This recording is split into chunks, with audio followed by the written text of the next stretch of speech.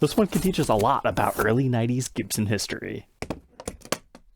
Welcome back, troglodytes, to your daily dose of guitar information, the Trogly's Guitar Show. So this thing popped up on Reverb. It's not the usual condition I document, but I threw them an offer, they accepted it after 24 hours, and here we go. A very interesting Gibson double cut. So at first glance, you might be like, okay, how are we going to learn about 90s Gibson history just from a double cut special Trogly? Well, this thing is actually pretty cool because you gotta look at our truss rod cover here. It says limited edition, number out of 300. But if we flip over to the back side of the headstock, we can see this one was built in late 1993, and that is a historically significant time period for Gibson. We just talked about this in a previous episode where we documented a first-year Gibson historic Les Paul reissue. And even though we have a Gibson USA style serial number on this, some of the very early custom shop juniors and specials actually did not have the ink stamping. Typically they would have your usual custom shop decal on the back, but sometimes if they get damaged or refinished, that gets lost. And the fact that this is early enough before those were introduced means this could be a custom shop. Could be. We're gonna have to find out, tear it all apart, look at all the specs, but that's not the main purpose of today's episode. That is actually going to belong to our truss rod cover itself. So to mark a limited edition guitar, or a small run, Gibson from 1983 until late 1993 utilized a custom shop edition decal.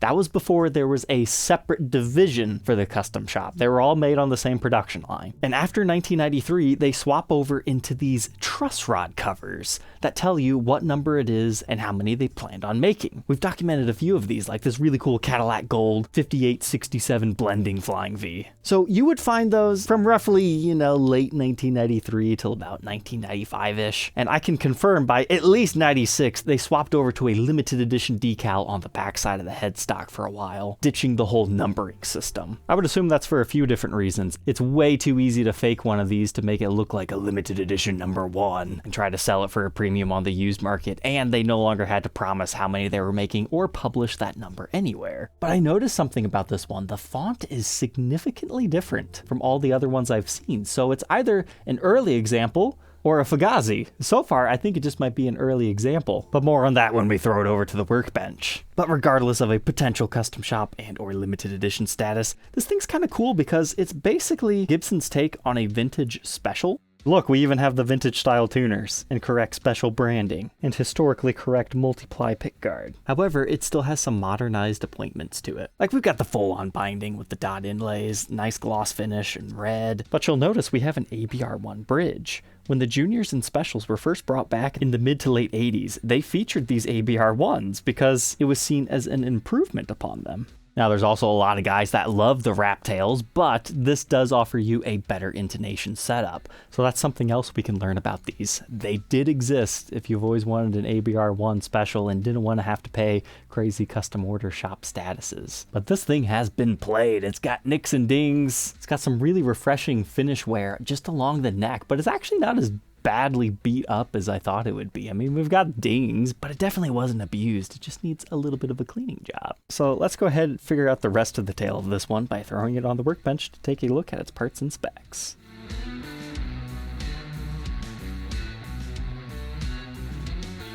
Well, this thing turned out surprisingly nice after a good polish.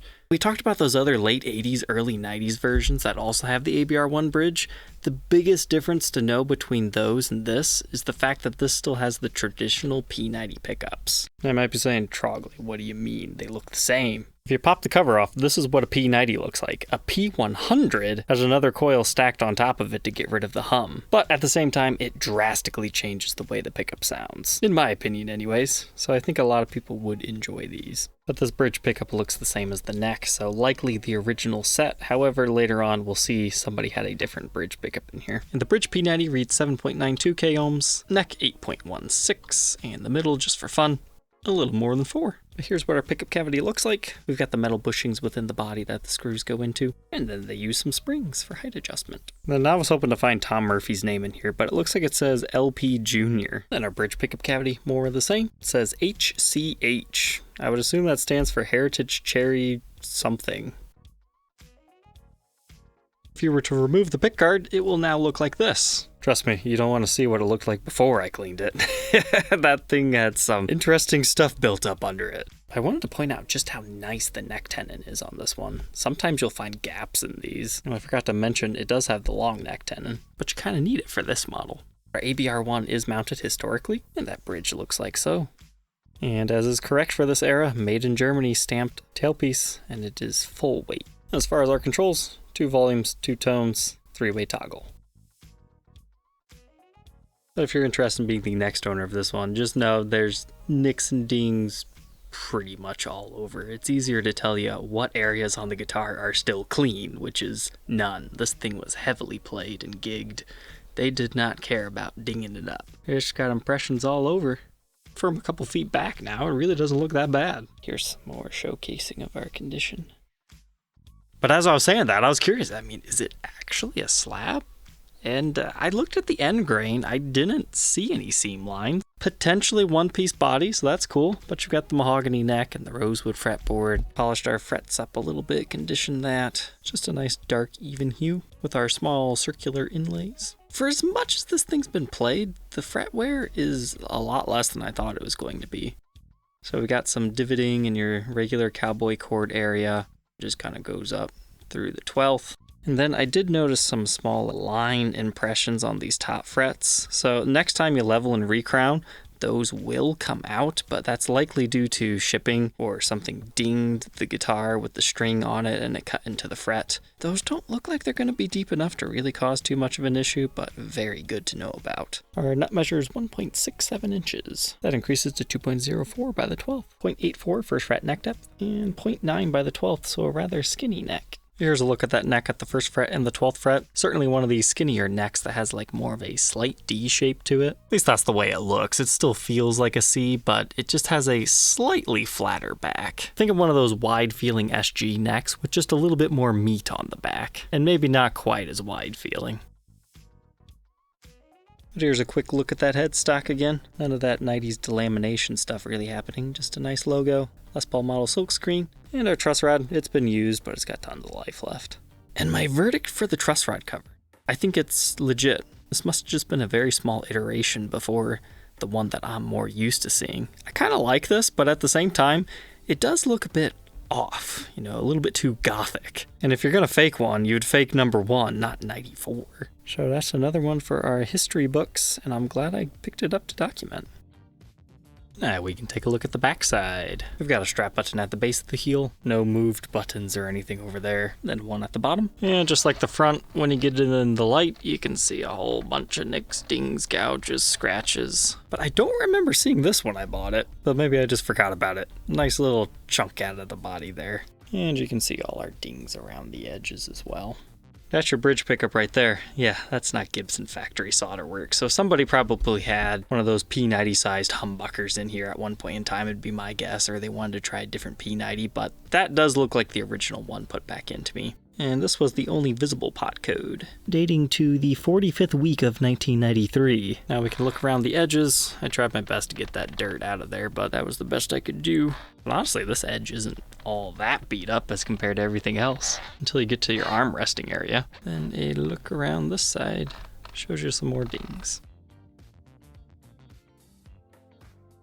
Some guys don't like dings and stuff on the neck, so be aware this one has it all over. Somebody definitely had a ring on. But I really like this worn in area right here. There's not too much of a feel difference. Kind of looks like an aged guitar, but you got your typical cracks by your frets due to fret sprouting. Then we've got a pretty sizable ding right here on the back of the headstock, but thankfully no breaks, cracks, or repairs to report on. And do you see what's wrong here?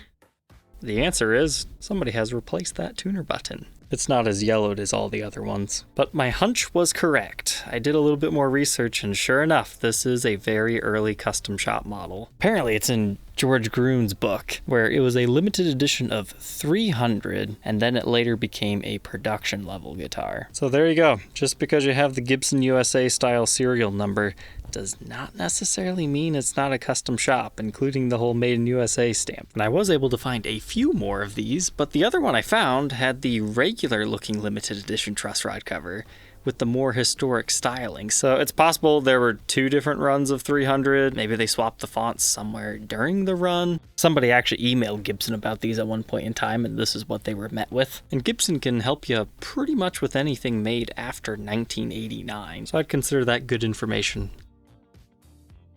But a well-worn guitar like this is always fun to blacklight. So you can see quite a bit of finish wear in this area. At first I was like, is that a crack?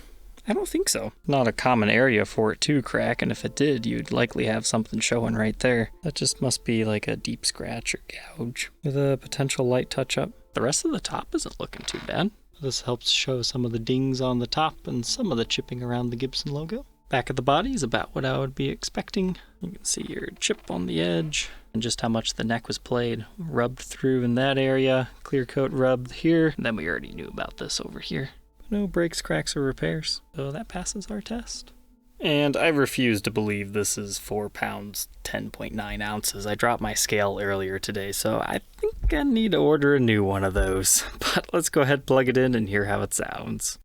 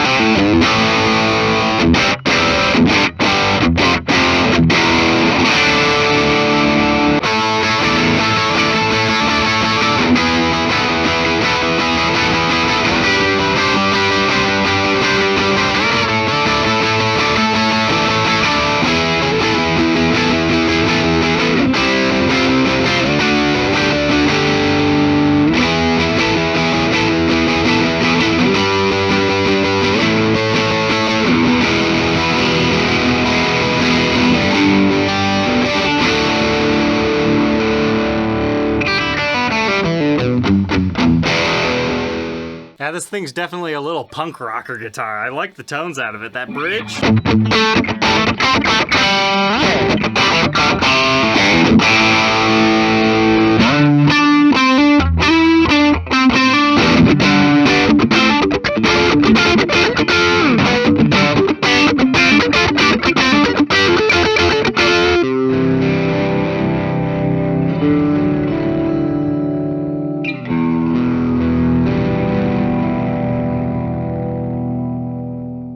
Now let's dial it back for some clean.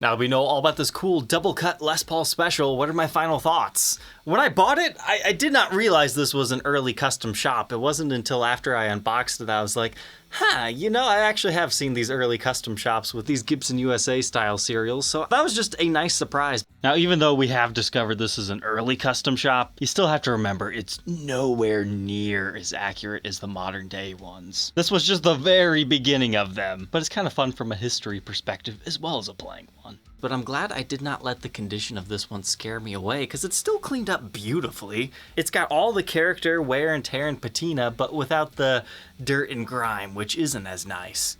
But this is a punk rocker. This is a lot of fun. So if you do all the power chords and all that other good stuff, I think this is a perfect addition for you, so you can find it for sale on my website, troglysguitarshow.com. Is there a little bit of fret buzz? Yes, but anything that I noticed like really inhibiting play? No. But I really like the middle position on the clean tones. Alright, Troglodytes, I hope you enjoy your newfound guitar knowledge. Don't forget to like, comment, and subscribe, and we'll catch you tomorrow on the next one. Take care.